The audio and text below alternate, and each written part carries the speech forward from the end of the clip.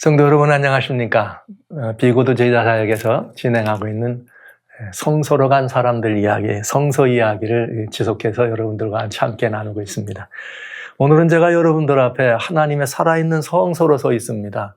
여러분 보시기에는 그저 이렇게 보잘것없는 그야말로 그저 내놓고 보여드릴 것이 없는 그런 이 모습으로 여러분 앞에 서 있으나 저는 분명히 제 심령 속에 하나님의 법궤가 있는 하나님의 사람으로 걸어다니는 하나님의 성소, 성전이란 사실을 여러분 앞에 고백하면서 하나님께서 주신 그 귀한 말씀, 누구든지 하나님의 성전을 더럽히면 우리 주님께서 정말 이 모든 것들에 대하여 벌을 주신다고 하신 말씀을 기억하면서 저는 하나님의 성전이 되어서 주님께로 더 온전함이 있기 위해서 늘 주님 가까이 앞에 서기를 소원하고 또 여러 많은 사람들에게 제가 하나님의 성전이요 하나님의 성소라는 이 사실을 보여주고 나타낼 수 있도록 때로는 그런 생각도 합니다. 주님, 저도 좀 길을 걸어 다닐 때 제 머리 위로부터 그냥 빛이 좀 쫙 올라가가지고 사람들이 저게 누구야? 저게 뭐고? 야, 하나님의 사람은 다르구나. 이렇게 좀 한번 됐으면 어떨까? 이런 우스운 소리 같지만 사실 그런 기도도 하고 있습니다. 그래서 빛은 올라가지 않지만 저의 이 빛나는 예수 그리스도의 은혜로 말미암아 비춰지는 그 은혜의 빛, 찬란한 이 내면의 이 빛이 보는 사람들에게 좀 이렇게 보여지고 전달됐으면 좋겠다. 그런 생각, 그런 욕심을 하면서 하나님의 성소를 또 여러분들 앞에서 소개하고 있네요. 지난 시간까지는 여러분들에게 이 성소의 역사에 대해서 말씀드렸어요. 그러면서 여러분, 제가 지금 잠깐 하나님의 성소라고 얘기한 것처럼 여러분은 하나님의 살아있는 성소입니다. 성소를 중심으로만 살아가는 것이 아니라 여러분이 성소로, 성전으로 살아간다는 사실 부디 잊지 말아 주시기 바랍니다. 그렇게 우리 주님의 제자들이 그렇게 이 하나님의 성전으로 살아갈 때 아마도 빛나는 모습으로 이 주변을 더 빛나게 해서 더 많은 이 하나님의 이 백성들이 탄생하지 않을까요? 그런 욕심을 드려보면서 이제는 이 시간부터는 좀 더 구체적으로 우리들이 이 성소를 통해서 주신 성소를 통해서 하나님께 나가는 길이 우리들에게 제공되었던 그것처럼 이제 우리는 이 지상에 주셨던 이 성소의 모형을 통해서 어떻게 하면 우리가 하나님께로 나갈 것인가? 그 말은 곧 우리가 하나님의 보좌로 나갈 수 있는가? 이런 하나님의 보좌로 나가는 그런 길들, 그런 일정표, 그런 예정표들을 살펴보는 시간을 가지려고 합니다. 그것이 구속에 있지요. 성소 속에 들어가게 되어 있는 구원의 여러 가지 다양한 이치가 되기 때문에 그렇습니다. 그래서 성소의 종류도 보았고 역사도 보았어요. 이제는 여러분과 같이 성소가 가지고 있는 성소의 그 다양한 제도, 성소 안에 이루어지는 여러 가지 사역, 그 다음에 성소의 여러 지어진 이 순서들, 이런 모든 것들을 통해서 보좌로 나가는 길만이 아니라 그것이 우리들에게 주어질 때는 구원의 이런 길이 되고 구원의 과정이 되고 구원의 이정표가 된다는 걸 생각하면서 이 성소를 통해서 보여주신 하나님의 그 놀라운 신비로운 이 구속의 길들을 좀 살펴보도록 하겠습니다. 말씀드렸던 바와 같이 성소는 이 구약에 있는 이 보여졌던 지상성소, 성전보다는 성전성소보다는 이 성막성소가 우리들이 좀 더 바라보고 살펴보기에 좀 더 수월하기 때문에 이 성막성소를 중심으로 구약의 이스라엘 사람들은 이 성소를 중심으로 한 그들의 모든 신앙은 완전히 성소가 중심이었다. 그래서 그들의 이 신앙의 중심만이 아니라 성소는 그들의 삶의 중심이기도 했다. 그러니까 신앙적인 삶을 산 사람들이 아니라 생활로 신앙을 한 사람들이에요. 그들의 삶은 24시간 온전히 하나님을 중심으로 한, 하나님을 보좌를 중심으로 한, 하나님의 보좌를 바라보는 그런 이 삶을 사는 것이죠. 그래서 그들은 이 성소가 삶의 중심이어서 저는 그들의 삶은 그 삶 자체가 예배였다, 이런 말씀을 드리는 것입니다. 그래서 이 성소를 중심으로 살았기 때문에 이 성소를 중심으로 살던 사람들이, 이제 그 살던 사람들이 이 성소를 향해서 어디로 나가느냐? 하나님께로 나가는 거죠. 보좌로 나가는 길이 있었으니까. 하나님을 만나려면 내가 너와 거기서 만나리라 했으니까 어떻게 해야 되겠어요? 이 성소로 들어가야 되겠죠.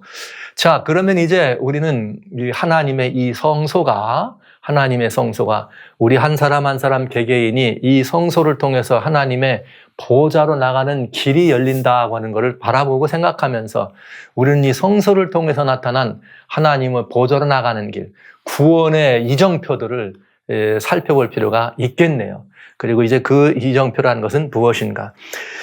이스라엘 사람들이 살아갑니다. 살아가는 과정에서 살다 보면 이때는 만나를 먹을 때예요. 그러니 뭐 굳이 먹기 위해서 싸우고 아웅다둥하고 뭐 이렇게 뭐 하나님이 모든 삶을 책임져 주시는 그런 그 시대였는데, 그것 때문에 이기적 욕심을 가지고 다투고 무슨 시시비비가 있었겠어요? 우리는 없을 거라고 생각합니다. 그러나 그럼에도 늘 이스라엘 사람들은 하나님의 성전에서 있고 성소가 있고 거기에 구름 기둥이 올라가 있고 영광의 불기둥이 있는 걸 보면서 살았지만, 그럼에도 불구하고 그 사람들은 하나님의 언약을 어기고 하나님의 말씀을 믿지 못하고 불신하는 그런 모습들을 보았죠.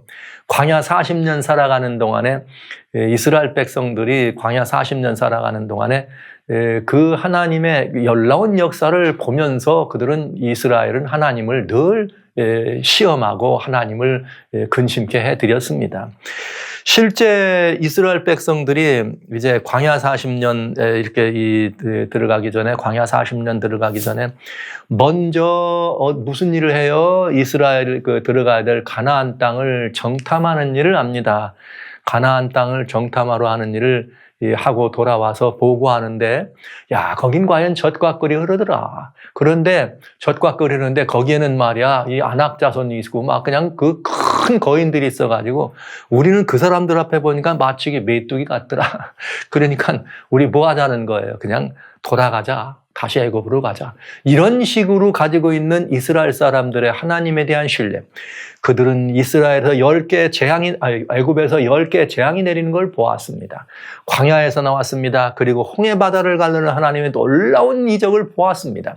그럼에도 불구하고 그들은 이렇게 이 가나안 땅을 정탐하고 돌아왔을 때 하나님 앞에 그런 그 불신앙의 고백을 하면서 모세와 아론을 원망하는 것을 보게 되죠. 그때 우리 주님은 민수기 14장에 말씀하시기를, 너희가 이 하나님의 이 크신 기사를 보고도 10번씩이나, 몇 번씩이나? 10번씩이나 하나님을 근심케 했다. 이렇게 돼 있어요. 시험하고 믿지 않는. 그건 40년 지나기도 전에 한 얘기입니다. 그러니까 그런 삶을 살았습니다. 그 말은 무슨 말이냐?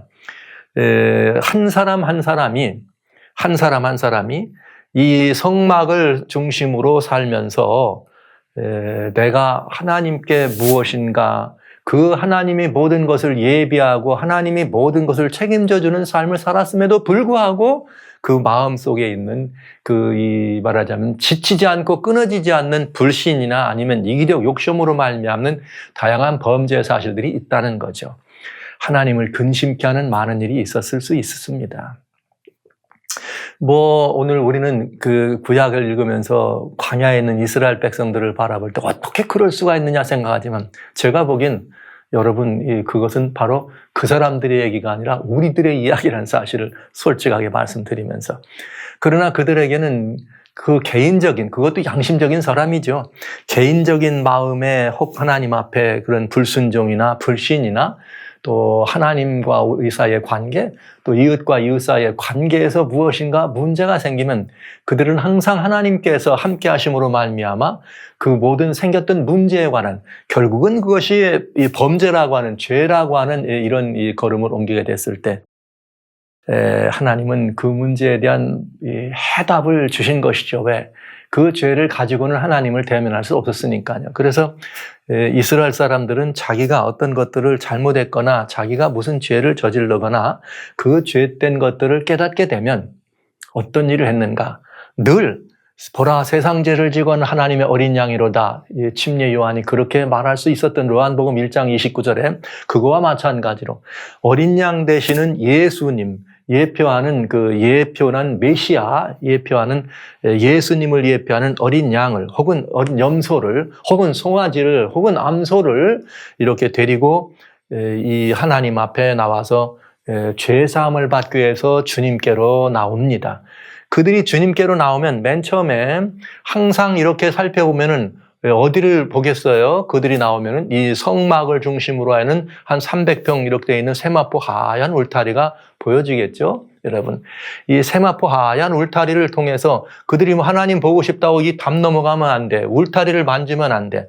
울타리를 만지거나 이 담을 넘어가면 그들은 돌에 맞아 죽었습니다.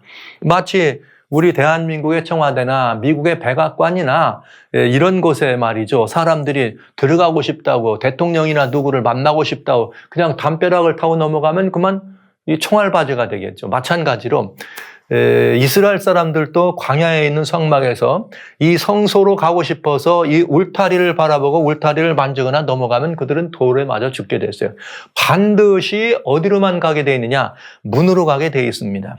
그런데 중요한 것은 이 300평 울타리가 다 무엇으로 되어 있느냐?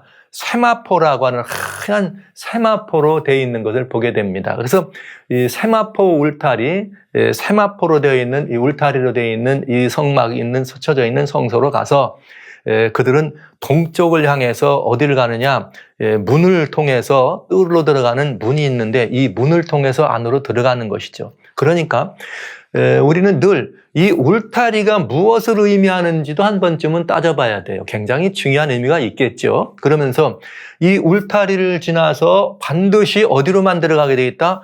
반드시 문으로만 통해서 들어가게 돼 있다. 그래서 양을 데리고 갑니다. 양을 데리고 가거나 염소를 데리고 가거나 데려가면은 이 문이 열리면 어디에 뭐가 있느냐?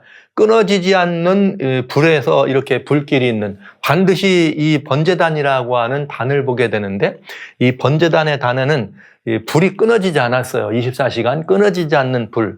그래서 번제단을 이렇게 바라보면서 들어간 다음에 이 문을 통해서 들어가는데 번제단의 북쪽에서 양이든 소든 염소든 죄인이 그 끌고 가면은 제사장이 나와서 제사장 앞에서 죄인이 그 양이나 소를 이게 잡는 것이죠. 그러니까 죄인이 자기 가가지고 내가 이런 잘못을 저질렀습니다. 하나님께 용서를 구합니다. 그러면서 양이나 염소나 이렇게 머리 위에 손을 얹습니다. 만약에 이 어떤 사람은 양이고 어떤 사람 양이고 염소고 아니면 송아지고 아니면 뭐 참새라든 이런 것들은 뭐에 따라서 족장이나 제사장이나 큰 역할을 맡은 사람은 소를 가지고 와야 되고 죄의 질도 무게도 그가 누구냐에 따라서 달랐던 것이죠. 그래서 일반 평민들은 양이나 염소를 가져가고 가난해서 못 가지고 가면 산새라도 가지고 들어가야 되는 이런 하나님의 절묘한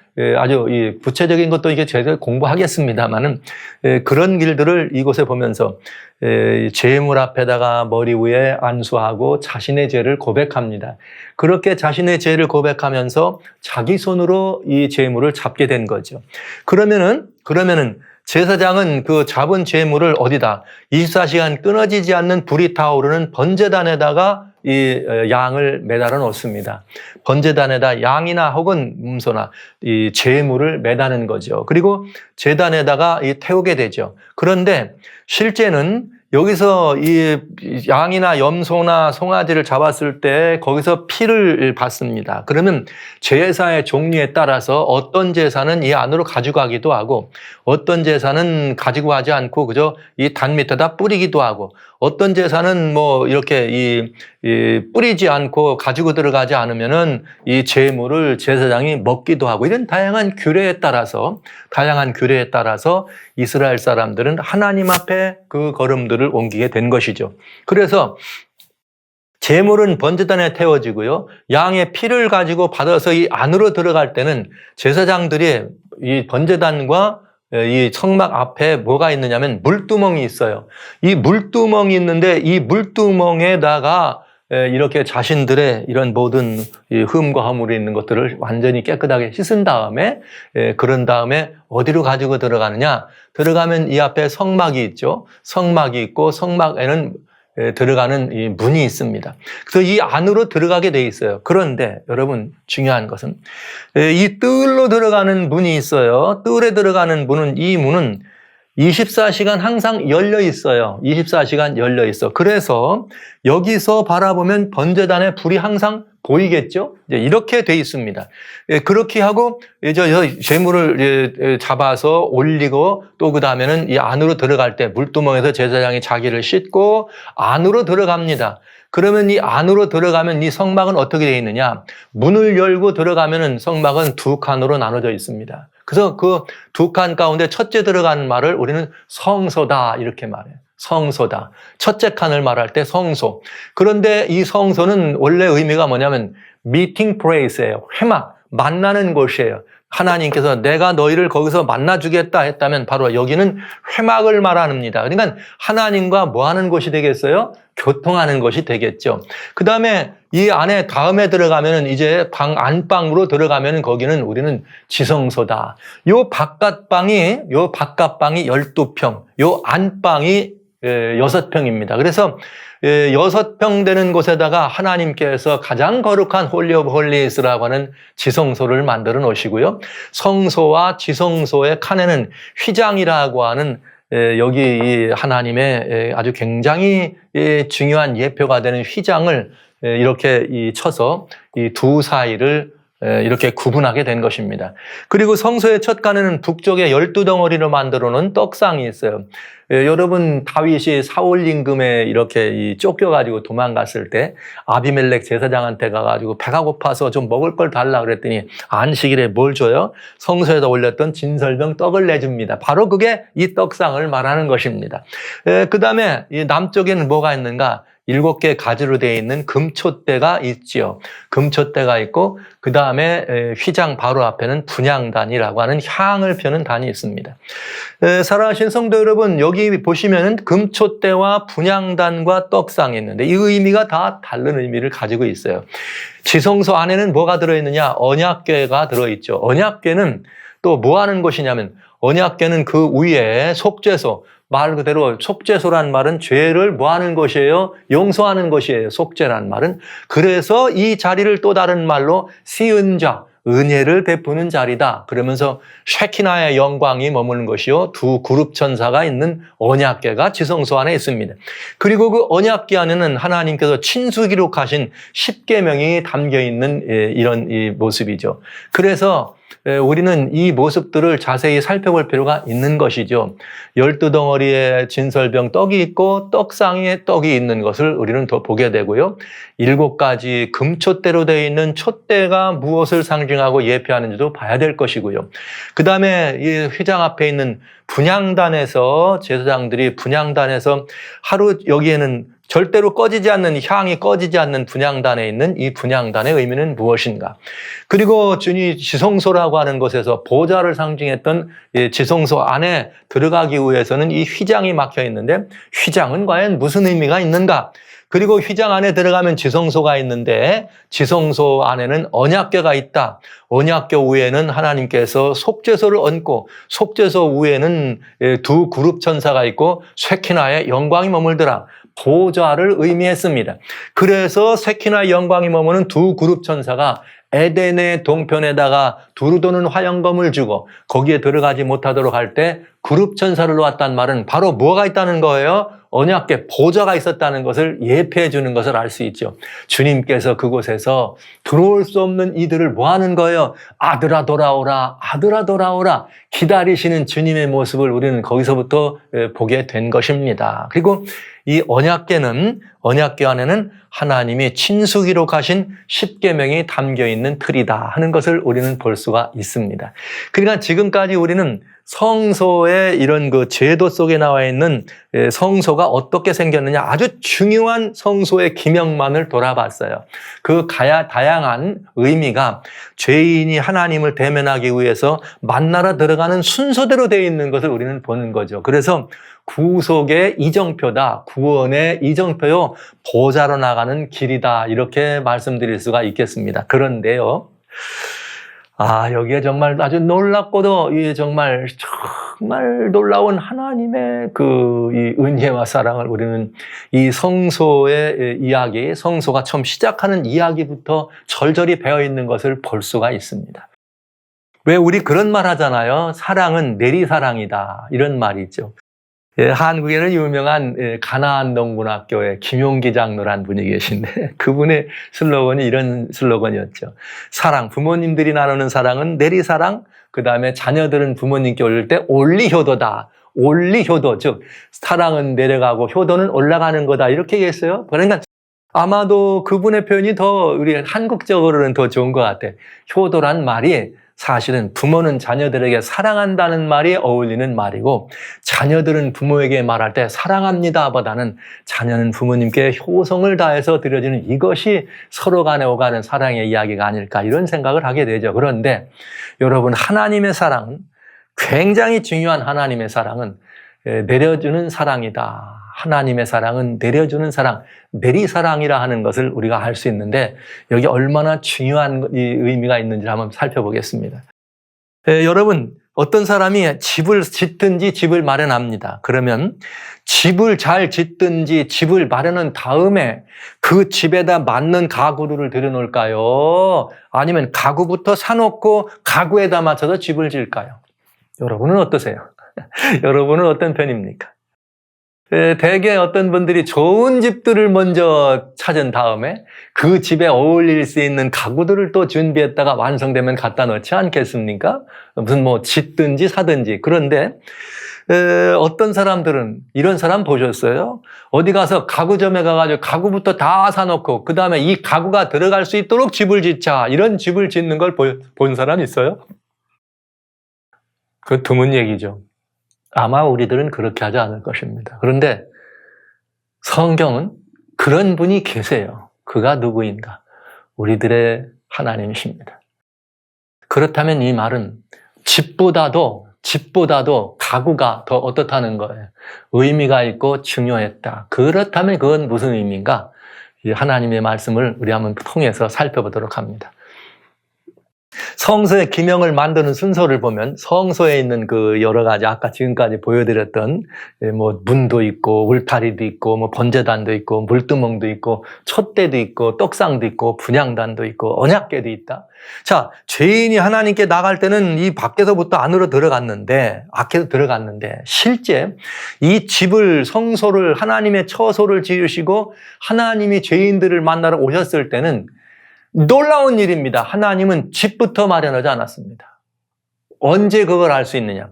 하나님은 에덴 동산의 동편에다가 그냥 그룹 천사를 놓고 두루 도는 화염검과 그룹 천사를 놨어요. 뭐부터 앉혔어요? 하나님의 보좌를 의미하는 보좌부터 거기에 차리셨다, 이 말이에요. 집도 안 짓고 여기 있을 수 있습니까? 이게 뭘 말하느냐? 하나님은 그 사람이 죄인이 누구예요? 하나님의 원래는 아들이었습니다. 아들을 구원하시고 아들을 회복하고 아들을 사랑하고 아들 돌아오기를 기다리신 아버지 하나님의 그 사랑을, 집이 문제가 아니다. 뭐부터 그저 이 널판 놓고 앉으셔서 돌아오는 아들을 기다리시는 하나님의 사랑, 그 하나님 아버지의 놀라우신 은혜를 우리는 거기서 보지 않았어요? 에덴 동산에서. 아들아, 지금은 내가 나 앞에 나올 수 없어.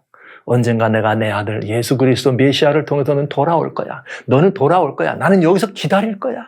이것이 에덴의 동편에 있던 원시성소라고 제가 말씀드린 성소 이야기 아닙니까? 그런데요, 그 마음을 그대로 하나님의 처소인 성소를 만드실 때 하나님은 그렇게 하셨습니다. 여기 한번 살펴보겠습니다. 자, 제일 먼저 하나님이 출애굽 25장 8절로 8절에 모세야, 내가 그들을 시켜서 내가 너희 중에 머물 성소를 짓게 하라. 그런 다음에 모세에게 이 성소의 제도를 다 일러주셔요. 그러면서 10절에 너는 내가 내게 지시하는 대로 따라서 하라 하면서 제일 먼저 다른 아무것도 먼저 하지 아니하고 제일 먼저 뭘 짓느냐? 언약궤를 지어라 이렇게 말씀하셨어요. 언약궤를 짓는 이유는 언약궤 위에다가 뭘 얹어야 돼요? 무엇 때문에? 그냥 속죄소를 베풀 수 없으니까 하나님께서 언약궤를 지어라. 그럼 모세가 언약궤가 뭘까 물어볼 거 아니에요, 속으로. 그러나 하나님은 먼저 아셔. 그 언약궤가 뭐 하는 거냐? 내가 내게 줄 증거판을 거기다 넣을 거다. 10계명을 말하는 거예요. 증거판이란 증거의 돌비. 그런 다음에 뭐라 그랬는가? 그 언약궤 위에다가 뭘 얹어라? 속죄소를 얹어라 이렇게 말하는 것이죠. 속죄소를 얹어라. 속죄소는 말 그대로 용서하는 자리를 말하는 거예요. 속죄소를 얹어라. 은혜를 베푸는 시은자를 말합니다. 하나님은 이 땅에서 당신의 처소를 우리에게 마련하실 때 가장 먼저 뭐부터 하셨느냐? 용서의 자리를 먼저 베푸셨다는 사실은 너무나 놀라운 이야기입니다. 여러분, 이분이 우리가 섬기는 하나님입니다. 주님은 사람들은 그렇게 생각하죠. 하나님께 나가려면 회개하라. 회개하고 하나님께 나갈 걸 하나님이 회개하고 왔더니 오냐 내가 너를 용서한다 이렇게 하신 것이 아니고 주님은 인류의 회개를 기다리지 아니하시고 주님은 여러분과 저의 회개를 기다리지 아니하시고 그냥 먼저 뭐 하시고 속죄소 용서하신 분이에요. 주님은 우리의 어떤 것에도 하지 않냐고 먼저 용서를 하시고 주님이 오신 이유는 우리가 용서를 아버지께 구하러 오기를 기다리신 것이 아니라 하나님은 우리에게 용서를 베풀기 위해서 오셨다는 사실입니다. 살아가신 성도 여러분, 용서를 구하는 사람을 용서하는 것이 우선이 아니라 용서는 용서의 대상을 먼저 찾아가서 용서하는 것이 주님의 용서였습니다. 주님은 당신의 용서, 당신의 은혜를 베풀기 위해서 먼저 우리를 찾아오셨는데 그 성소의 기명을 보면 먼저 언약궤와 속죄소를 만드세요. 그런 다음에 보실까요? 그 다음에 두 번째로 만드는 게 진설병 떡상입니다.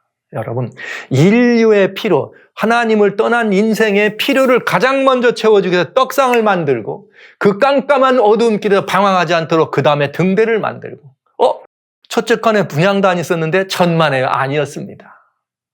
여러분 보시죠. 자, 인류의 필요를 위한 떡상을 그 다음에 만드시고 인류의 어둠길을 밝혀줄 등대를 만드시고 그런 다음에 뭘 했느냐? 이것들이 비나 혹은 천지에서 할 수 있도록 그거를 덮는 일을 먼저 하시고 그 다음에 성막을 덮은 다음에 앞 성소의 앞칸과 뒷칸을 만드는 휘장을 만드시고 회막에 문을 걸고 그 다음에 밖으로 나가서 뭘 하느냐? 번제단을 만들어요. 회막문과 번제단 사이에 뭐가 있었어요? 물두멍이 있었잖아요. 그런데 물두멍이 먼저가 아니야. 와우. 그리고 울타리를 만들고 뜰의 문을 만드셨습니다. 사랑하시는 성도 여러분. 그리고 이 안에서 섬겨야 될 제사장들을 세우고 제사장들에 대한 이야기를 하십니다. 그리고 맨 마지막에 뭘 만드시는가? 그리고 맨 마지막에 분향단과 물두멍을 만드십니다. 여러분, 언약궤의 용서와 속죄소 말 그대로 은혜를 베푸는 용서와 떡과 등대는 인류 죄인들의 필요예요. 죄인들의 필요를 먼저 공개해 주시고 우리를 용서하시는 용서를 먼저 베풀어 주시기 위해서 오신 것을 먼저 다 하신 다음에 물두멍은 하나님께 나가는 우리들의 필요예요. 분향단은 우리들이 하나님께 올라가는 길. 그러니까 하나님이 먼저 오시고 그 다음에 우리가 하나님께 나가는 것으로 하나님은 그렇게 성소의 제도와 계명도 그렇게 만드셨다고요. 이게 출애굽 25장부터 순서대로 이렇게 성소의 모든 것들을 만드신 것은 놀라운 이야기입니다. 저는 우리 하나님의 이 엄청난 이런 이 모습들을 보면서 우리 하나님은 누구신가? 죄인을 찾기에 급하신 분이었다. 그래서 주님은 성소를 지어라. 내가 그들 중에 걸 성소를 지어라. 지으면서 바로 언약궤를 짓고 그 언약궤 위에다가 속죄소를 짓고 증거판에 속죄소에 놓고 속죄소를 오면서 그 위에서 내가 너를 뭐하리라? 만나리라. 얼마나 하나님이 급하셨으면은 우리를 만날 터부터 만드셨을까요? 이분이 우리가 섬기고 이분이 우리가 경배할 하나님이십니다. 하나님의 말씀, 이 성경을 절절히 구구절절히 다 찾아봐도 항상 우리가 가기 전에 먼저 오셨습니다. 하나님은 어떤 분이신가? 급하신 분이에요. 하나님은 급하신 분이에요. 하나님의 보좌는 의와 공의가 보좌의 기초라 그랬잖아요. 보좌 안에, 언약궤 안에 뭘 집어넣는다? 증거판을 집어넣는다. 십계명을 넣는다 그랬네요. 그러니까 증거판 십계명을 넣는, 하나님의 십계명을 넣는 증거판을 넣습니다. 그것이 계명이에요. 그런데 이 계명의 목표가 뭐냐? 인자와 진실이 앞서 행한다. 그 계명 위에 뭘 덮었느냐? 계명이 문제가 아니에요. 계명 위에 뭘 덮었느냐? 속죄소, 시은자, 용서를 베푸는 것입니다. 용서의 자리를. 그런데 이것이 성경은 뭐라 그래요? 인자와 진실이 앞서 행한다. 예. 우리 하나님은 용서를 베풀기 위해 급하신 분이다. 제가 이 하나님을 여러분들에게 이 성서를 통해서 소개해드리게 되는 것은 굉장히 놀라운 특권입니다. 그리고 제가 이 성서를 살피면서 출애굽 25장부터 어쩌면 이런 순서로 되어 있을까? 이 사실을 그냥 생각 없이 읽을 수 있어요. 그냥 뭐 성서의 제도니까. 그러나 그 제도 하나 자체도 어떻게 성서 안에 있는 기명과 그 안에 있는 여러 가지 것들을 만들고 설비하는 그거 자체도 하나님의 사랑이 우리들에게 전달되는 채널과 같이 이렇게 하셨다는 사실은 정말 우리들을 너무나 놀래켜 주는 이야기입니다. 그래서 하나님은 누구신가? 먼저 우리를 찾아오신 분입니다. 그것을 성서를 통해서 알 수 있는 거죠. 근데 왜 하나님은 찾아오셨는가? 이래서 찾아오셨죠. 아시는 바대로 창세기 3장에 아담과 하와가 선악을 알게 하는 나무의 열매는 먹지 말라고 했더니 그걸 홀딱 따먹었어. 그래가지고 따먹은 다음에 여러분 아담과 하와가 무슨 일을 합니까? 하나님의 낯을 피하여 동산나무 사이에 숨었습니다. 자, 여기 범죄한 사람들이, 범죄한 인류가 행하는 두 가지 매우 중요한 이 반응이 있습니다. 범죄한 사람들은 항상 하나님 앞에서 두 가지 반응이 있는데, 첫째는 뭐냐? 이 범죄한 사람에게 뭘 찾아 들어왔느냐면은 벌써 이 아담과 하와가 선악과 열매를 먹은 다음에 서로 바라봤더니 서로가 보니까 부끄러웠어요. 그래서 갑자기 그들이 뭐 했냐? 서로가 벗은 것을 알고 무화과로 옷을 해 입습니다. 그러니까 죄를 범하면 가장 먼저 찾아오는 인생의 마음이 뭐냐면 부끄러움이에요. 그런 다음에 부끄러움, 그건 인간과 인간 사이. 죄를 범하면은 인간과 인간과의 관계에 부끄러움이 있습니다. 그런데 부끄러움은 뭐 하는 건 아니에요. 목숨에 위태로운 건 아니에요. 부끄러운 걸로 끝나지. 그러나 범죄하면은 죄인과 하나님과의 사이는 어떤 관계냐? 두려움이 앞단다. 그래서 아담과 하와는 하나님의 낯을, 그동안은 하나님이 오시면 쫓아갔을 텐데 이제는 하나님의 낯을 어떻게 했어요? 피하여 숨게 된 거죠. 천지 창조를 이룰 때 하나님께서 아담을 먼저 지으시고 아담을 끌어다가 아담아 너 보니 너무나 아름답습니다. 그래 이 모든 것들을 말이야 내가 너를 위하여 지었다. 그러니 이름을 내가 짓거라. 그래가지고 아담이 그 이름을 다 져요. 이름을 짓는 걸 하나님이 보시고 얼마나 기뻐하셨는지 몰라. 왜 그랬을까? 어쩌면 그렇게 내 맘하고 똑같니? 그렇게 하나님이 아담을 사랑하셨다고요. 그 아담이 그 하나님을 떠났을 때, 그 아담이 그 하나님을 떠났을 때, 아담은 하와와 바라볼 때도 부끄러웠지만 하나님을 볼 수가 없는 것이죠. 그렇게 가까웠던 하나님, 그렇게 친했던 하나님을 어떻게 피할 수밖에 없는, 왜 피해? 두려워하여, 무엇 때문에? 벗었으므로. 이렇게 얘기한 것입니다. 그래서 범죄한 인간은 하나님을 피할 수밖에 없고 도망칠 수밖에 없었습니다. 그러니까 인간에겐 절대적으로 희망이 없는 거죠. 왜? 하나님이 오면 두려우니까요. 범죄한 인간은 도망갈 수밖에 없어요.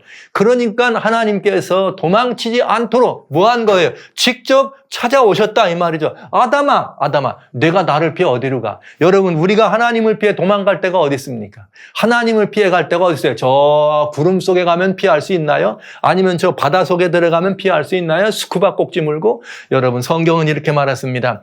여호와 하나님이 아담을 부르시며 아담이 누구에게요? 숨어있는 아담, 도망친 아담을 하나님이 찾아오셔서 아담아 내가 어디 있느냐?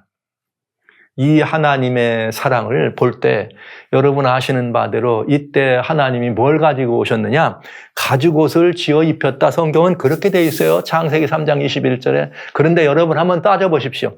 그렇게 해놓고 양 지나가는 양 잡아가지고 양 이리 오너라. 양 하나님 불러서 양 툭 하고 말이죠. 무슨 뭐 먹길에 지팡이처럼 해가지고 양 잡아서 거기서 가죽 뺏겨가지고 아담에게 입혔을까요? No, 아니죠. 아담에게 오실 때 이미 그 손에는 뭐가 들려 있어요? 가죽옷이 있잖아요. 금방 이 짐승을 잡아서 했기 때문에 뜨끈뜨끈한 가죽옷을 들고 와서 벗어서 도망친 아담에게 아담아 이것부터 입어라. 사랑하시는 성도 여러분, 형제자매 여러분, 이분이 우리의 하나님이십니다.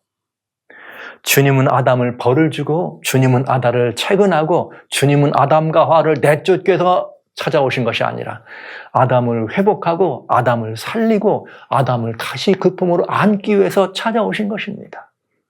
죄인은 하나님께 먼저 나갈 수 없습니다. 죽을까 봐 두려워서요. 그러나 그런 죄인의 속성을 아시는 하나님이 먼저 아담을 찾으신 것처럼 그것처럼 하나님이 인류를 찾아오신 것입니다. 에덴 동편에서 찾아오셨고요. 제단을 통해서 찾아오셨고요. 성막 성소를 통해 찾아오시고요. 성전 성소를 통해 찾아오시고요. 지금은 내가 내 하나님, 너가 내 하나님이라고 하면서 우리와 함께 하신 하나님 임마누엘 되어서 우리 안에 머무신다는 사실은 놀라운 이야기입니다. 하나님이 우리와 함께 하십니다. 용서를 위해 먼저 찾아주신 하나님. 그래서 하나님은 성전의 계명을 지으실 때도 뭐부터 지었어요? 속죄소. 죄를 용서하는 그 자리부터 만드셨다 이 말이죠. 아무것도 만들기 전에. 그리고 뭐 한 거예요? 도망치는 인생의 길이 어두울까 봐서 말이죠. 도망치는 인생의 길이 배가 고플까 봐서 말이죠. 살 길을 알려주는 떡상을 만들고 떡을 만들고 그 다음에는 등대를 만들어서 우리의 길을 밝혀주시면서 돌아올 길을 밝혀주신 그 하나님. 이것이 성소를 이렇게 지어라, 성소를 내가 내게 말하는 식양대로 지어라는 그 식양 속에조차도 하나님의 사랑이 그 안에 이렇게 절절히 배어 있다는 사실을 우리는 볼 수가 있습니다. 이분이 우리들이 섬기는 하나님이십니다. 여러분 정말 참 다행스러운 일이에요. 너무나 다행스러운 일입니다. 잘 생각해 보세요. 지금 여러분이 주님 앞에 서 계신 건 여러분이 찾아오신 것 같죠? 아닙니다. 하나님이 먼저 여러분을 찾으셨습니다. 그때 어떤 분들은 어느 날 갑자기 내 마음에 무슨 변화가 있어서 나는 이렇게 해서는 안 되겠어 해서 말씀을 읽다가 하나님께 나오는 분, 그 마음을 이끄시는 분 하나님이시죠. 어떤 이는 친구의 권면을 통하여, 어떤 이는 가족들의 권면을 통해서, 어떤 이는 외롭고 고독한 길에서 길을 걷다 교회당의 종소리를 듣고 찾아오시는 분, 어떤 이들은 또 어떻습니까? 분노하고 분주한 길거리를 지나가다가 그야말로 인생의 모든 무거운 짐을 지고 오늘은 어디로 가야 될지 몰라서 말이죠. 그야말로 잃어버려진 자처럼, 버려진 자처럼, 낭패한 자처럼, 시루야 낭패에 젖었을 때 저 지나가는 교회당에 들려오는 성가, 이 찬송가 소리가 내 귀를 때려서 그 찬송가 소리 때문에 나는 그 하나님께로 돌아오는 이런 일들. 우리가 먼저 하나님을 찾으신 것이 아닙니다. 하나님 말씀 요한일서 4장에는 19절에 우리가 하나님을 사랑한 것이 아니라 하나님이 먼저 우리를 사랑하셨다 이렇게 돼 있네요. 요한일서 4장 19절 우리가 사랑함은 그가 먼저 우리를 사랑하셨습니다. 주님은 이 땅에 오실 때에 우리가 주님께로 나와서가 아니라 도망치는 우리들을 용서해 주시고 이미 하신 용서를 베풀어 주기 위해서 오셨다는 사실을, 가죽옷을 아담과 하와가 잘못했어야 할 때 만들어 주신 것이 아니라 이미 따끈따끈한 가죽옷을 먼저 가지고 와서 아담아 하와야 이 옷을 입거라 이렇게 하셨던 그 하나님이 에덴 동산만이 아니라 오늘 이 시간 이 시기에도 여러분과 저를 향해 그렇게 찾아오셔서 지금은 우리 중에 머무신다는 이 사실을 여러분 기억하고 잊지 말아 주시기 바랍니다. 이것이 하나님의 성소, 용서를 위해서 먼저 찾아오시는 그 하나님에 관한 이야기. 성소를 짓는데 이런 순서로 성소를 지었다고 하는 사실 그 하나에도 이 엄청난 먼저 찾아오시는 하나님의 사랑, 내가 어딨냐를 부르시는 그 하나님, 구원의 첫 출발은 하나님의 사랑에서 출발한다는 사실을 여러분 부디 기억하셔서 우리 성소로, 왜 우리가 성소로 찾아가서 성소로 찾아가야 되는가 하는 것을 이제 여러분들은 금방 이해하셨습니다. 구원의 이정표는 우리가 아닙니다. 하나님이십니다. 하나님의 사랑에서 출발한 것입니다. 그래도 또 우리도 이런 결심해야 되지 않겠어요? 사랑은 먼저 내려가는 것이고, 용서를 빌기 때문에 용서를 베푸는 것이 아니라, 용서는 용서를 구하지 않아도 미리 용서하고 용서한 마음을 전해주는 것이 진정한 용서다. 혹여 마음이 불편한 분이걸랑 잘 바라보시기 바랍니다. 주님이 이렇게 하셨다는 사실을 기억하시고 오늘 이 시간 우리 한번 하나님의 용서받은 사람으로 우리도 이 용서를 좀 실천하는 사람 되면 안 되겠습니까? 미리 하신 용서를 베풀어 주려고 찾아오신 그분처럼 우리도 혹시 우리 마음에 이런 근심이 있다면 우리가 만들어둔 미리 한 이 용서를 베풀어 주기 위해서 내 사랑하는 사람 아니면 그것 때문에 멀어진 사람들을 함께 찾아갈 수 있는 마음의 이 여백이 있게 되시길 바라면서, 이것이 우리가 성소를 살피고 성소를 연구하는 이유이기도 합니다.